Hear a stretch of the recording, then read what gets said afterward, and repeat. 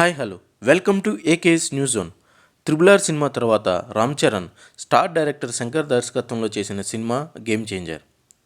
సంక్రాంతి కానుకగా రిలీజ్ అయిన ఈ సినిమా భారీ అంచనాలతో వచ్చి బాక్సాఫీస్ వద్ద అనుకున్నంతగా ఆడలేదు.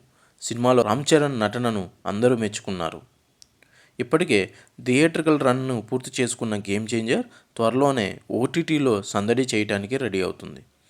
గేమ్ చేంజర్ డిజిటల్ హక్కులను అమెజాన్ ప్రైమ్ భారీ ధరకు సొంతం చేసుకున్న విషయం తెలిసిందే.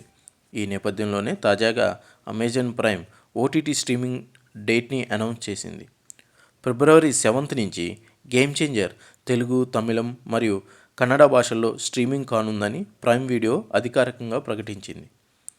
మలయాళ, హిందీ భాషల వర్షన్ను ఎప్పటి నుంచి స్ట్రీమింగ్ కానుందనే విషయంపై ఇంకా క్లారిటీ రావాల్సి ఉంది. మలయాళంలో గత ఏడాది క్రిస్మస్ సందర్భంగా పెద్దగా అంచనాలు లేకుండా విడుదలయ్యి సూపర్ హిట్ అయిన చిత్రం మార్కో. వరల్డ్ వైడ్గా ఈ చిత్రం 100 కోట్ల పైనే గ్రాస్ని కలెక్ట్ చేసింది. 1 వీక్ తర్వాత ఈ చిత్రాన్ని తెలుగులో రిలీజ్ చేశారు. తెలుగులో కూడా ఎక్కువ కలెక్షన్ సాధించిన మలయాళ చిత్రంగా రికార్డ్ క్రియేట్ చేసింది. ఇప్పుడు ఈ చిత్రం ఫిబ్రవరి 14న సోనీ లివ్లో స్ట్రీమింగ్ కానుంది. విశ్వక్ సేన్ నటించిన మూవీ మెకానిక్ రాకీ రీసెంట్గా రిలీజ్ అయ్యి ఆడియన్స్ని అంతగా మెప్పించలేకపోయింది. విశ్వక్ సేన్ లేటెస్ట్గా నటిస్తున్న మరో సినిమా లైలా. ఈ మూవీ నుంచి రీసెంట్గా టీజర్ రిలీజ్ అయింది. ఇప్పుడు ఫిబ్రవరి 6న ట్రైలర్ రిలీజ్ చేస్తున్నట్లు అఫీషియల్గా అనౌన్స్ చేశారు. ఈ చిత్రం ఫిబ్రవరి 14న వరల్డ్ వైడ్గా రిలీజ్ అవుతుంది. అభిమానులను ఉద్దేశించి జూనియర్ ఎన్టీఆర్ ప్రకటన చేశాడు.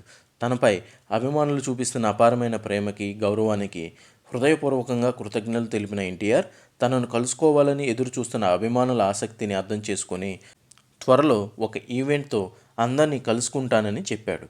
ఇంత పెద్ద సమావేశాన్ని నిర్వహించడానికి కొంత సమయం అవసరమని, ఎవరు తాను కలుసుకోవడానికి పాదయాత్ర వంటివి చేయరాదని విజ్ఞప్తి చేశాడు NTR. Thanks for watching. Please like, share and subscribe my channel for more videos.